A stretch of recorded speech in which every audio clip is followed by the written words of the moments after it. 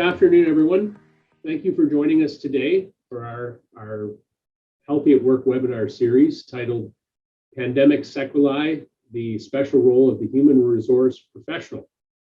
My name is John Beveridge. I'm the Coordinator of Occupational Health and Safety at Windsor Regional Hospital and Chair of the Working Toward Wellness Committee.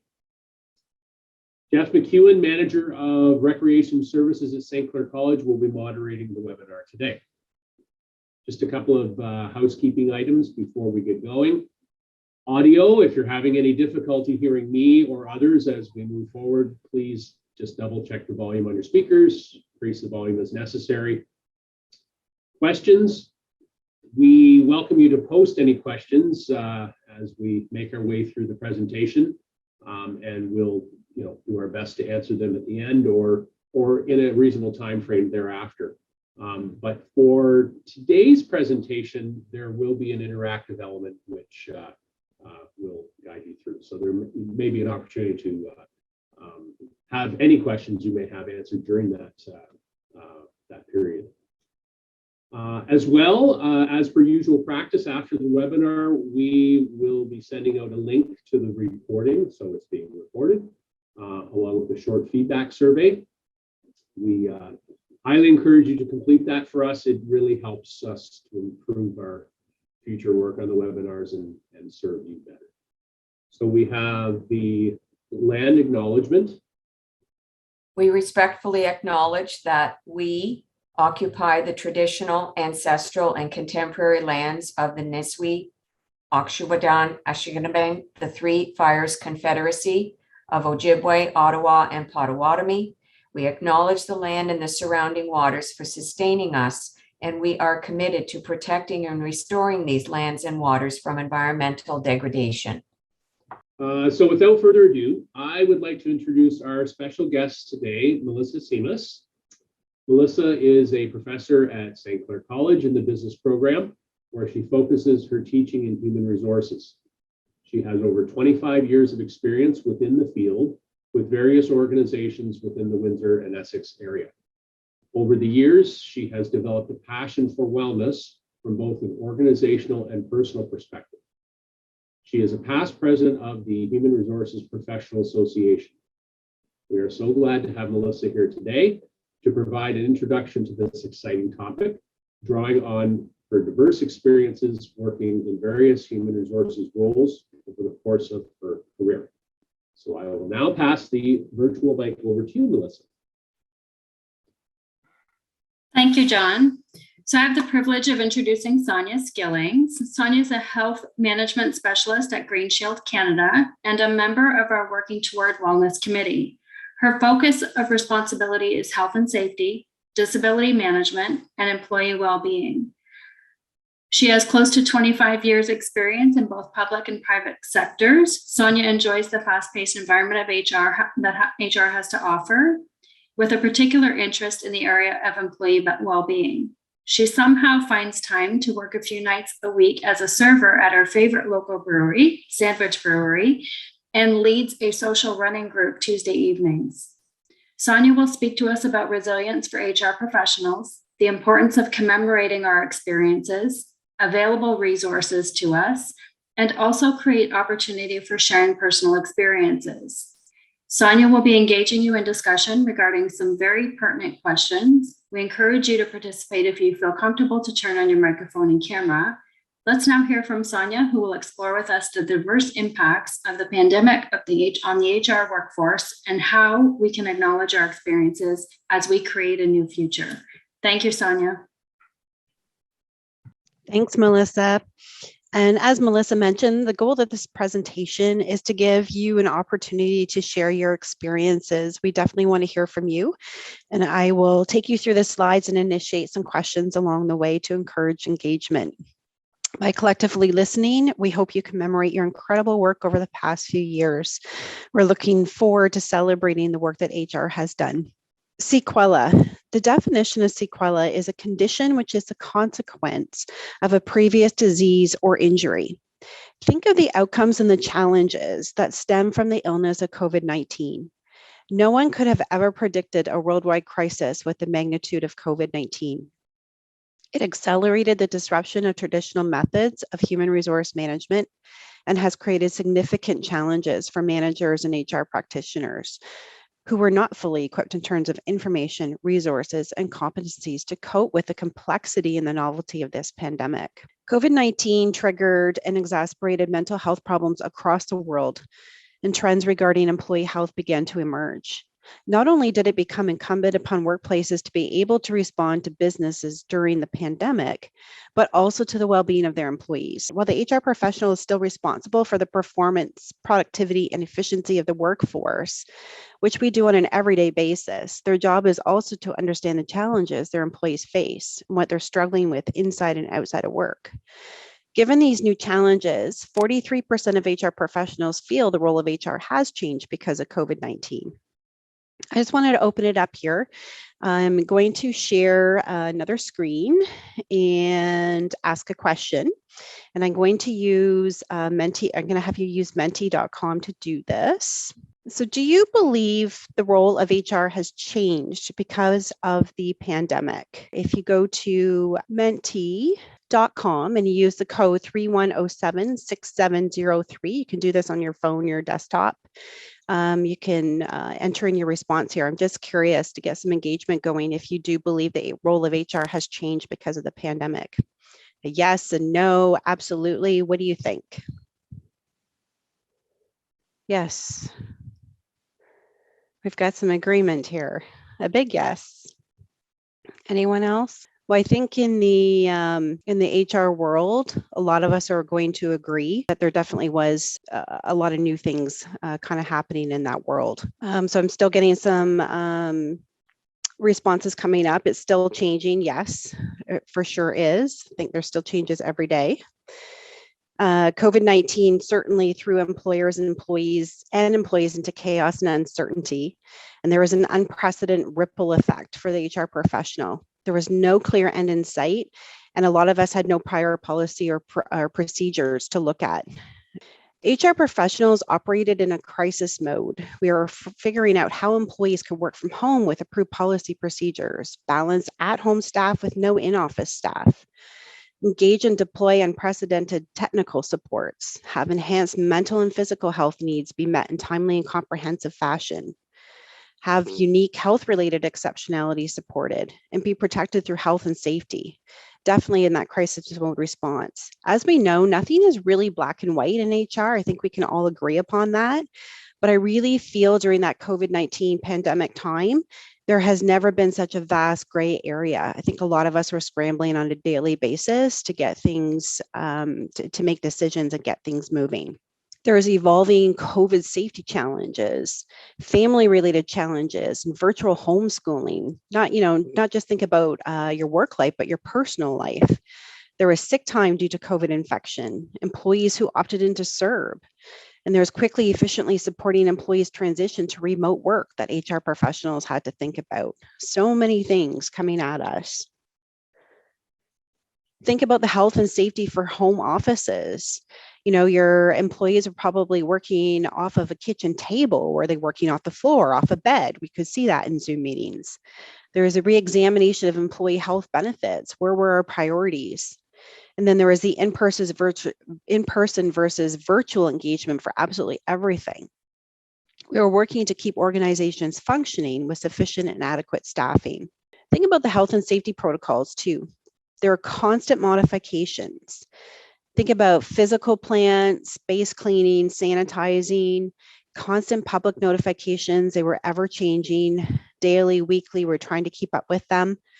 Unavailable PPE. The healthcare sector has lots of challenges. There's personal medical inquiries of staff, acquiring proof of vaccination, administration of COVID testing. I'm going to open it up here if anyone has any further comments. Or is there anything missing here? Does anybody have a story they want to share around a vaccination policy, for example? Did you have vaccination policies in your organization? Who was dealing with that? I don't know if there's anybody on the call that's even from the healthcare sector. I mean, we hear so much about the staffing challenges that came about from terminations. Does anybody want to share a story? or something that you've dealt with during the COVID period to deal with this slide or vaccination. That's okay. If not, I'm going to go to the next slide and open it up for a little bit more conversation.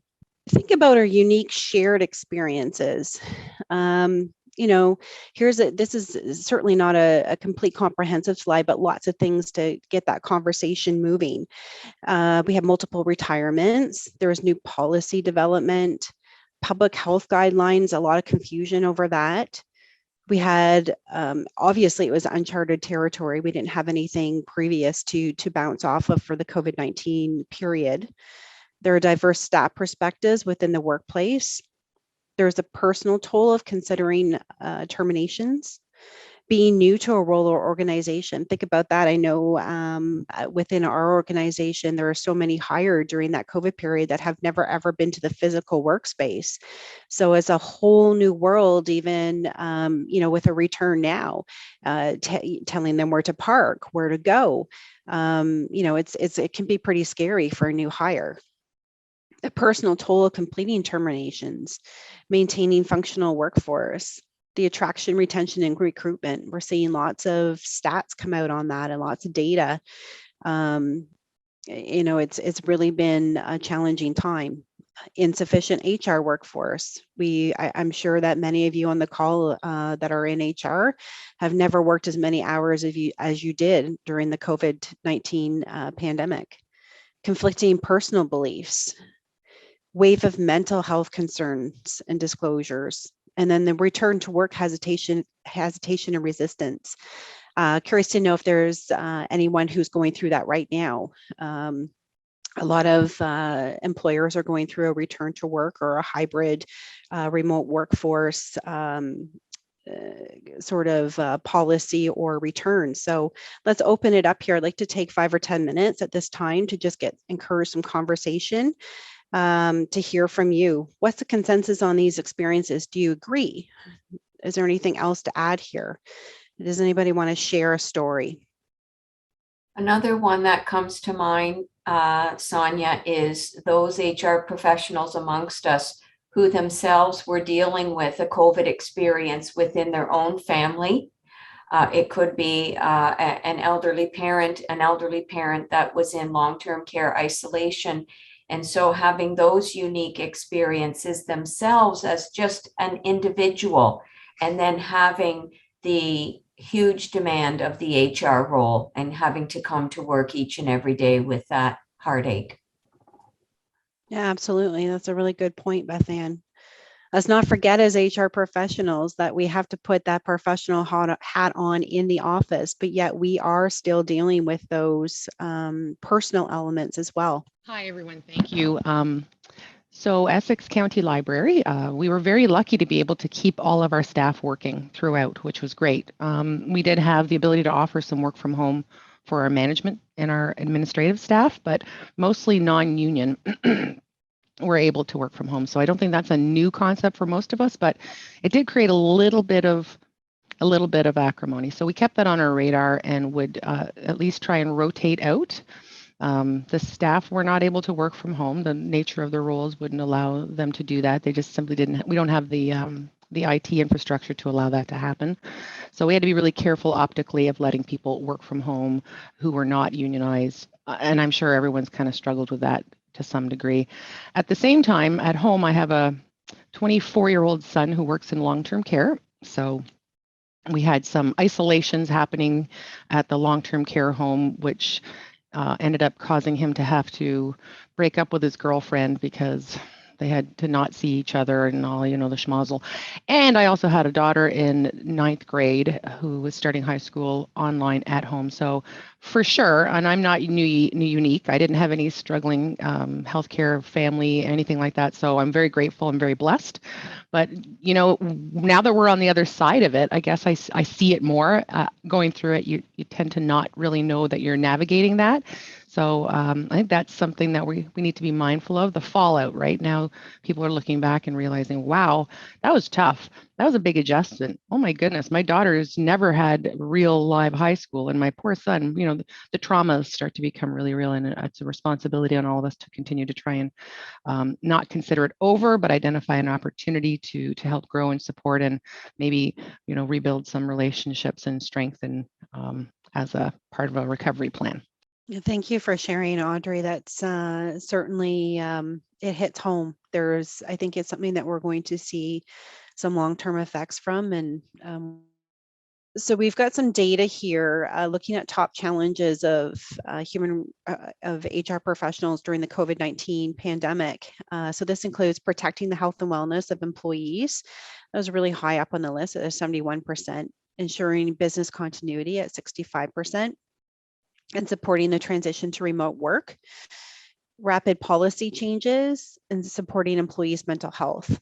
So I want to talk a little bit about collective trauma because the COVID-19 period really it was like this event that is like trauma. It's like trauma. It's a rupture in meaning making and the way you see yourself, the way you see the world, and the way you see other people, and it can be completely changed by an event. And I think, hearing the story, like what Audrey had said, and in the slides that we're seeing here, things have completely changed by COVID-19.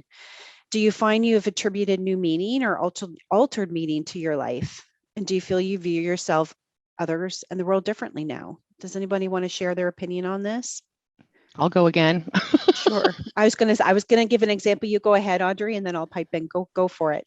Not to sound, I just feel as though sometimes I feel like I just don't want to be the responsible one, the go-to person anymore. I mean, as the HR professional, people are calling you and saying, what do I do? And oftentimes you're just trying to keep on top of it yourself, looking at the local health authorities, and you sort of feel at a loss because you don't know. And not knowing, and what was the famous pivoting is the way to be now, but it's not always innate to us. It's not always comes natural, not knowing, and just expecting that you're not really on top of your game is an uncomfortable place for many of us. And I've learned that about myself, but I've certainly gotten better at it over time, the last couple of years. Yeah, thanks for sharing that. I think that would be a real consensus across the board. And I think it kind of goes back to how I mentioned it's a really gray area. I think everyone was coming to HR for the answers, and we just don't always have the answers. And we're trying to keep up with the ever-changing government health guidelines, and it was changing so rapidly. The health units couldn't even keep their sites updated to what changes were occurring. And then you have social media coming into play, and versus the science and everybody's thought. A really challenging time, absolutely, for the HR professional. So I'm going to just go to the next slide, and it's looking at understanding the cycle of organizational change. And I think when we look at this, it looks very busy, but that's just the reality of it. There was during the COVID period, I feel like it was very true. There was so much uncertainty. It created a lot of confusion, anxiety, resistance. But yet a strong commitment among the organization leaders to explore opportunities to keep employees safe and creatively look at alternative work arrangements and explore change management for a safe return. That was really a priority. So I think organizations came together to collaboratively make decisions, keeping that in mind. So looking at the HR professional as organizational leaders.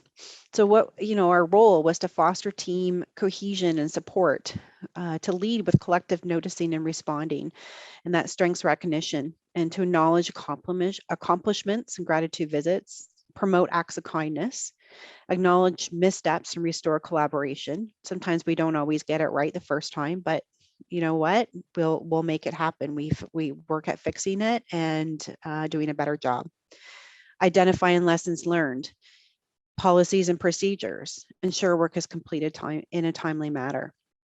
So not only were we leaders, I think, to employees, but leaders to senior leadership team. I think we had a lot of, I think HR was the COVID period. So we had everyone within our organization coming to us to help with the decision making and help make the right decisions.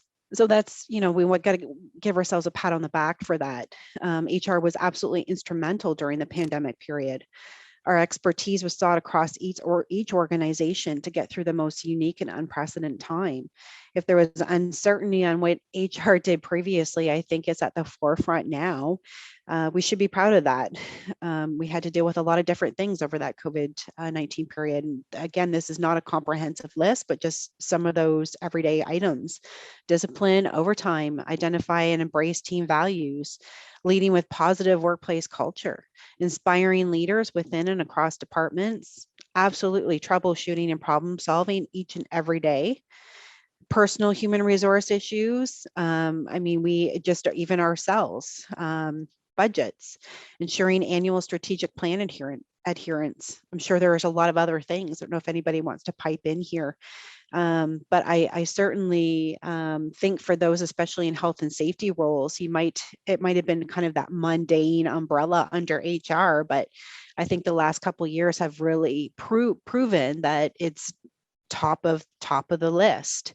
If you were not called upon quite frequently in that health and safety role, you absolutely were over the past couple of years. You were that priority contact.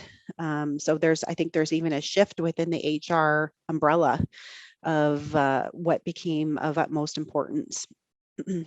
Does anybody have any comments? I'll just pause for a moment here. Any stories to share on this? Any opinions? So I'll just chime in at this point, Sonia, and that goes back to the question on the previous slide: view of self, view of others and the world. I can honestly state that my view of others has changed in terms of my view of the HR professional. While I always held them in high regard, and there was always a tremendous amount of respect for their role, it's just been multiplied several-fold. As you go through all of the pressures and the demands that they have had to contend with over the past 2+ years, I just have so much more heightened respect and really find the HR professional somebody who is inspirational. Thank you, Beth Ann. I think for those who are attending the call, I think most of you are likely in the HR field. I think that's really something to keep in mind, and definitely we're all very much appreciated, and we appreciate everything that you've done. So the next 3 slides I'm going to go through are kind of a prelude to the latter end of the slides. It's understanding you and your role of an HR professional, but taking care of you is so important. And I think sometimes we forget that. We're so busy taking care of everyone else within the organization that we forget about ourselves. So this is just covering intolerance of uncertainty. So uncertainty is certainly a normal part of life. We can't ever be 100% sure of what will happen next. And some people feel good about uncertainty. Others might find it aversive, stressful, or distressing, and don't function as well in uncertain situations. And it usually manifests with that what if thinking. And sometimes we can hold negative beliefs about uncertainty and may try to avoid it or use unhelpful strategies to try to control or eliminate it. So what can we do to help us get through that intolerance of uncertainty? Well, just this is a checklist here. So practice self-compassion, focus on what you can control, be present, take time for self-care. I think that's really important. Try to think about what your triggers are and eliminate those. Even if you write it down, like keep a notepad beside you and write those down through the day. And maybe take a couple of moments at the end of the day to reflect upon that. And look at coping strategies and your need for certainty. Learn to gradually tolerate uncertainty and manage your internal dialogue. And don't hesitate to seek professional help. We might be telling others, don't forget to seek professional help. We too are humans and dealing with a lot of things on our plate and a lot of things on the personal side of things. So we are just as human as everybody else. Don't forget that. We've had to learn that there are things within our role we can and can't control. And then there are things we can influence. and elements we have to adapt to. So this slide just kind of takes a look at what you can control, what you can influence, and what you can accept and adapt. The HR professional and resilience. Do you have a handle on your stress levels, your stress index, and your own personal resiliency inventory? So the are on the website, the WeChew website. If you go to the for professionals drop down menu and select workplace health programs, and then look at the Healthy at Work webinar series, there is an inventory of previous webinars that will help cover some of this. And I encourage you to go to take a look at that. So I'm in particular the resiliency webinar. So there's some really good resources there. And actually there's really good resources on the website as a whole, because let's not forget about ourselves in this. So put yourself as a priority, and I'm going to take you through some slides and some resources that are available to you. So what's your stress index? There is, and we'll share this presentation, but there is a test that you can go to check that out. And we'll talk about this too. There's a mental health continuum self-check. Are you ensuring to building enough decompression? How do you do that? So really think about that. And make stress and mental health check in a regular part of your routine. You have to keep yourself healthy. So this is a mental health continuum self-check, and we can provide this to you. It's adapted from the Mental Health Commission of Canada's mental health continuum.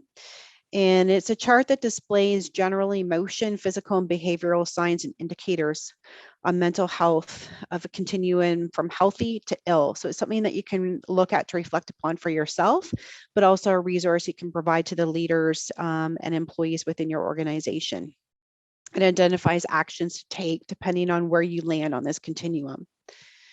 If you want to get a copy of this, please let us know, just reach out, and then you can print it. You can put it on your fridge, on your desk, have it available for your employees or leaders if you'd like. What do you think? Are you in balance right now? Do you have enough positive supports? Do you think, where are you at? Do you feel more or less resilient? Does anybody have any comments on this? So individual resilience is going to depend upon having a strong sense of purpose and meaning in life, building skills to problem solve, managing emotions, and combating unhealthy thinking, maintaining social supports and meaningful relationships, and keeping a healthy work-life balance. Attending to your own physical health and well-being is so important. Think about fostering a sense of hope and realistic optimism for the future, and developing a self-care plan to follow when feeling high stress. Engaging in the self-care in order to reduce stress as soon as possible is so important. I'm just going to share this quickly. So this was pulled from the Yale School of Medicine, and it's where there's some developed resources and launched initiatives to focus on a holistic well-being and implementing 8 dimensions of wellness. I'd encourage you to check this out. Like I said, it was from the Yale School of Medicine. We can share that link. And it looks at kind of where you should be along this dimension, these 8 dimensions of wellness. So it's really interesting if you've got some free time to take a look at this. This is just a resource that's available to you, and you can pass it along to your leaders. Let's take a look at your self-care regime. I really like this picture. These are just as a checklist of some things that you can do to help to implement if you can on a daily basis or look at in order to keep yourself well. Think about mindfulness, yoga, music, your sensory needs, your creative self-expression, learn a new skill, do something, pick up a new hobby, regular engagement with others, balanced nutrition, some form of exercise. What restores you? In June of 2022, the current state, was there hope in the reservoir? Has it changed? What wisdom would you provide to a fellow HR professional at this time? What words of wisdom do you have for colleagues or a new practitioner? Think about that. Does anyone want to share? I think personally, if I had to share something, it's just to, make sure that You just have to keep plugging away. Make sure you're taking care of yourself. Make sure you're reaching out to other HR colleagues for assistance. We're here to help each other out. And, just try to keep as positive outlook as you possibly can. Here's some additional resources for you. Sorry, I'm going to get to this in the next slide, but when we look at the future and the HR professional, we're unable to accurately, this is some data. We are unable to accurately identify the long-term challenges and opportunities for the HR professional. Growth within the next 25 to 55 year age group is insufficient in job demands in Southwestern Ontario. And future research should be directed toward longitudinal analysis to identify these challenges and opportunities. So when we look at the future and the HR professional, there's support for HR professionals, and it's going to be critical, both personally and professionally, for us as a group to access these resources. So the Mental Health Commission of Canada does have a new leading in a hybrid work environment toolkit. So I'd encourage you to go to that website and take a look. There's a lot of great resources within that. There's a range of practical strategies, examples to support mental health and well-being for on-site and remote teams, and for yourself as well. I know I've gone through this toolkit, and it is a really good one. The Working Mind is another spot to go, and Mental Health First Aid. We have some local resources available to you for additional workplace support and resources. You can contact the Occupational Health Clinics for Ontario Workers, or OCOW. They're really good. We Choose site, I mentioned the We Choose site. There's a lot of helpful information on that site. Mental health and well-being supports as well. If you're looking for access to professional counseling for employees, you can contact Family Services Windsor-Essex. And for information about workplace mental health promotion, education, or training, you can contact the Canadian Mental Health Association. And if you are an organization wishing to inquire regarding an employee assistance program, I think especially through this COVID period, it's really helpful to have an EAP in place as a resource for your employees. So you can contact the Family Services Employee Assistance Program. And for networking and policy development resources, you can visit hrpa.ca.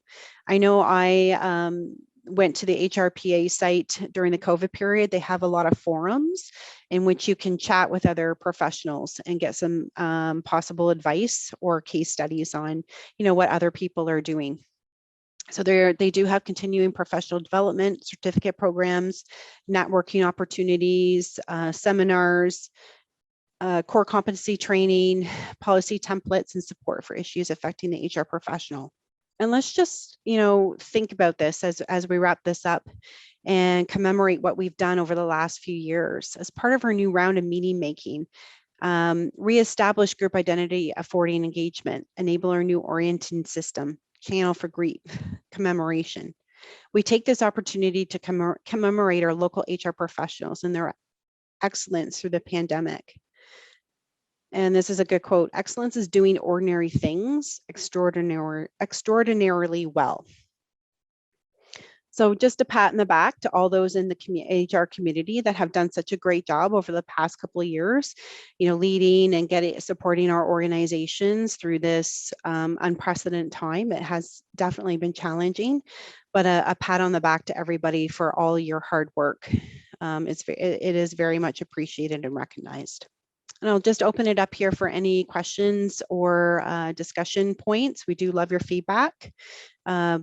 And there's going to be an evaluation that will be sent out after the webinar today, and we'd encourage you to fill that out. And we are always looking for people who would like to join the Working Towards Wellness Committee. So if you are interested, you can contact John, who is our chairperson, and his information or his email is included here. Thank you, Sonia. So at this point, I'll just turn it over to Jeff to see if anything has come in through the chat. I myself actually just posted a question that I think might be interesting to discuss. I'm hoping that those in attendance have some insights. So first on the list is your question, John. Something we've all become very aware of, either on a personal or professional level, is the staffing shortages and the pressure that puts on HR and recruitment. Can we discuss what is causing this on such a large scale? We are seeing it in the news every day as well, not just in the workplace. Yeah, I don't know if anybody wants to pipe in on that, but yes, I definitely know it is something that we are hearing a lot about and getting a lot of updates, from the HR resources out there, that it is definitely a challenging area right now. I don't know if anybody has any personal or is involved like in an organizational level, and if they have any thoughts or advice on that. I'll just open it up. Don't see anybody with their hand raised at this time. Yeah, I think and it's probably one of those things, in my opinion, one of those things we're just going, it's almost a fallout of the pandemic, and we're all going through that currently. And it's something that, we'll see what takes shape over the next, it's just going to evolve probably over the next few months, few years, whatever that might look like. I can comment just in my own workplace that we hire a lot of students for various items and tasks that need to be done around our campuses. And I've seen that some of them just are not interested. They would rather focus on their academics, thinking this is their time to do that. And they're not looking for a job in the meantime, where it seems to be a shift from before, where there's a lot of balancing of work and school for the younger generation. Now it seems like they're focusing more on school. I can comment on your question, John, and for those HR professionals on the call, I'd be interested in your feedback.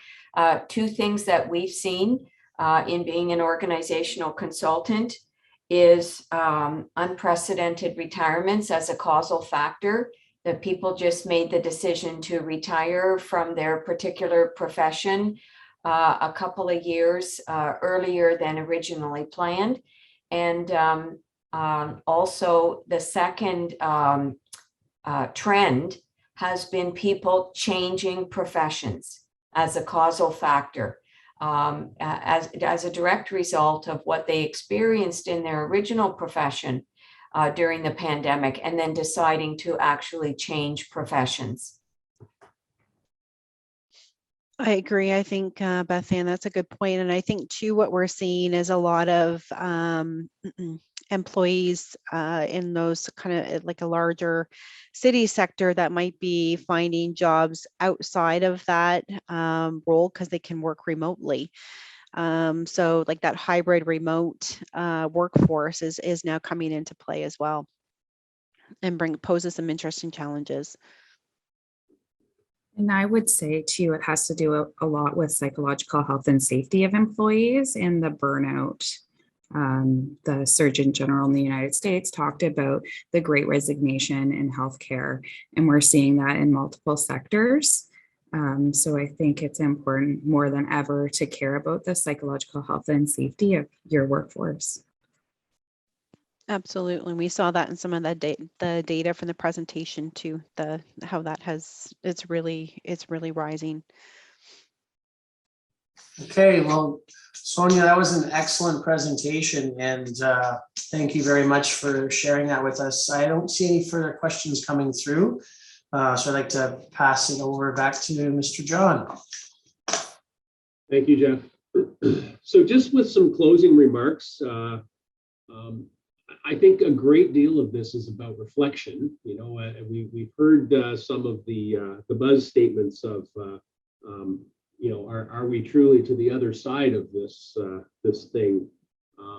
It would appear we're getting there, depending on your experience directly and what sector you might be in. But it is important to take the time to recognize all the things that, you know, that have gone on behind the scenes over the last couple of years and a bit. It's safe to say that nobody, like no workplace was unaffected by this, and some rather significantly. Some things have changed and are not going to change back. So the so-called new normal is a very, very real thing. Some businesses will bounce back just by the nature of their operation. They'll be able to return all their employees physically. Some have, many have not. So we'll all be dealing with that. But also very true though, uncertainty became one of the only certainties that we could rely on as we moved from one adaptation or change in process to another throughout the past couple of years. So we'd like to thank you, Sonia, for your presentation, and everyone who was here with us today for creating this opportunity to share some of the challenges and opportunities that we have faced, not only within our organizations professionally, but within ourselves as well on a personal level. So taking the time to acknowledge these experiences helps us to understand where we've been and perhaps where we'd like to go. There's definitely a future piece here. Where are we headed? What's our path? So, thank you, everyone, for joining us today, and as well to the Working Toward Wellness Committee for organizing, putting the webinar together. Take care.